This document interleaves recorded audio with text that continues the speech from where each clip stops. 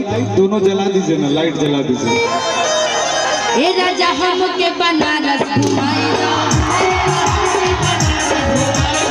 ए राजा हमके बनारस घुमाएगा, ए निशा तोहरा हम हरवल घुमाई देव, ए निशा चल के हम हरवल घुमाई देव। अरवल तो आएंगे, अरवल तो हम आएंगे, ये घुमाने थोड़ी लेके हमको आए हैं जी। आजकल इतना कंजूसी तो लंदन घूम रहे हैं, ये हमको अरवल घुमाएंगे, हम तो खुद ही अरवल में आए हुए हैं। ऐसा बात नहीं है, हमारे दुबे जी भी उपस्थित हैं यहाँ पर। अरवल तो हम खुद ही आए हुए हैं आज राहुल जी के कारण। हमको बनारस घूमना ना जी, बिहार तो घूम ही लिए, अब थोड़ा सा यूपी घुमाइए, लंदन घुमाइए। ए राजा हमके बनारस घुमाइए,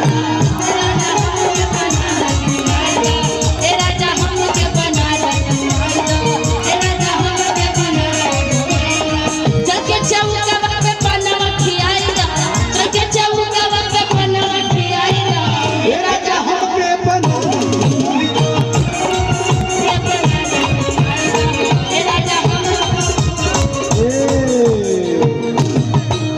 सी शार्प ले लीजिएगा भैया। हल्का हल्का हल्का थोड़ा सा हमको साइड दे दीजिए कि नाल। एगो गाना हमार निशा जी बड़ा हिट भइल बा,